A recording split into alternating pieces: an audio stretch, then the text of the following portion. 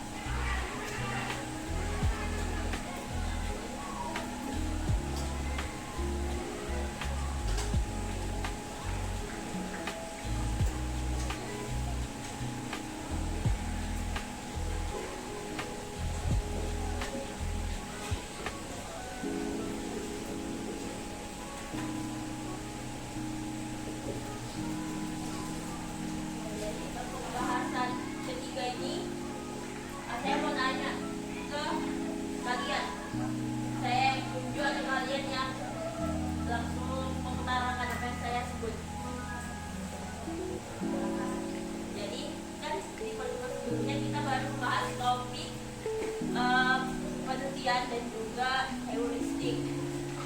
Yang masih paham atau yang masih ada di catatannya tentang pengertian pilihan topik apa? Kakak Lena, Ya, jadi Edisa. mencari ide yang ingin dibuat untuk melakukan penelitian.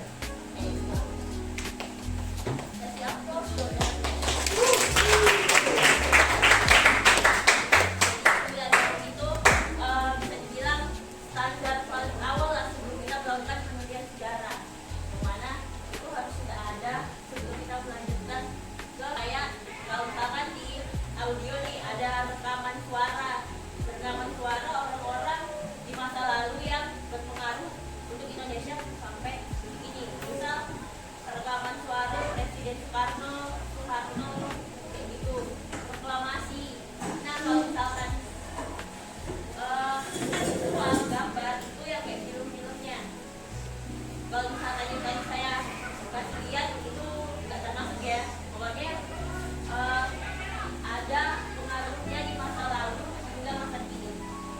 Oke, bisa dipahami?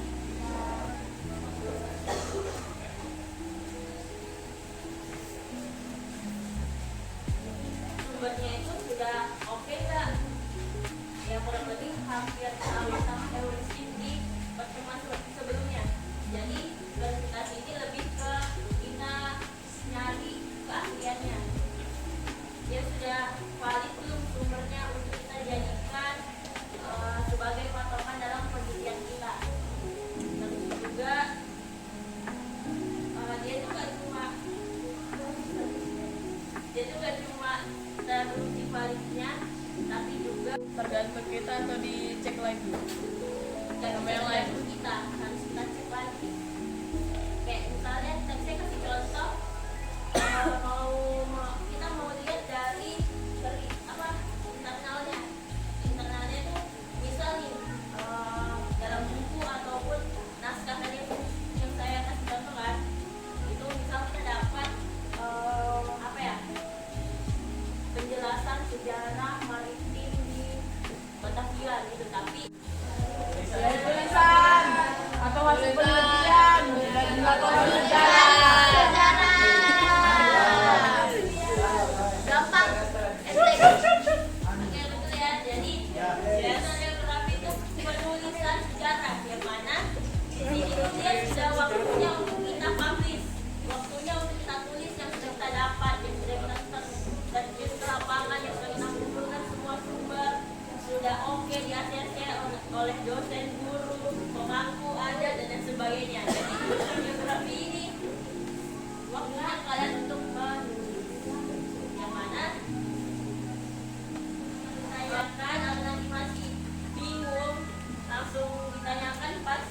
mengerjakan tugas. Tugasnya apa? Yang bilang nggak tahu nggak masuk grup. Yang bilang nggak masuk grup. Banting nak. Jadi tugasnya itu kan saya minta ke kalian. Kan saya sudah bagikan kelompok. Satu kelompok isinya 6 orang. Itu saya tugaskan kalian membuat infografis. Nah, sumbernya apapun itu yang kalian dapat, baik sumber, foto ataupun bendanya, kalau ada benda fisiknya mau kalian bawa silahkan.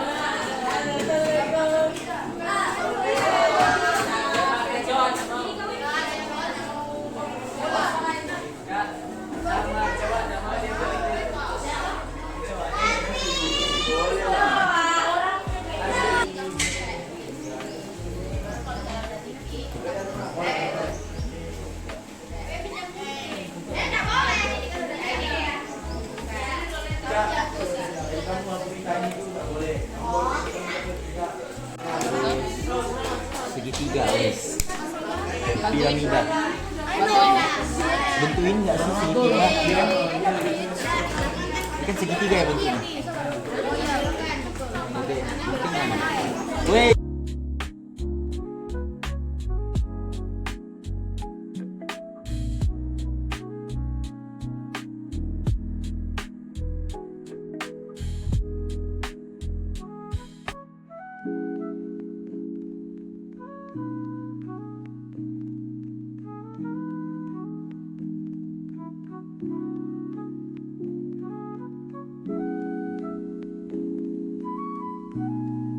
Assalamualaikum warahmatullahi wabarakatuh. Sebelum kami memulai presentasi kami, perkenalkan kami dari kelompok 5 Kisnardin. Saya Nur Anissa Zulia. Saya Kailan bisa Cakra. Di sini kami akan menjelaskan poin-poin penting dari Istana Maimun. Istana Maimun terkadang disebut juga Istana Pusing Hijau, merupakan istana kebesaran kerajaan Delhi. Istana ini dominasi warna kuning, warna kebesaran kerajaan Melayu. Pembangunan istana selesai pada 25 Agustus tahun 1848 di masa kekuasaan Sultan Mahmud al-Rashid Kassalon Alamsyah. Sultan Mahmud adalah putra sulung Muhammad. Assalamualaikum warahmatullahi wabarakatuh. Perkenalkan kami dari kelompok 4 Raja Samaratungga.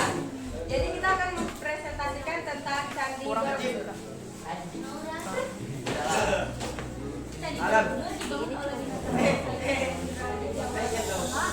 Wow. Perkenalkan kami dari kelompok 2 Aku tulis malam-malam. Haji Dewantara ingin mempresentasikan tentang lawan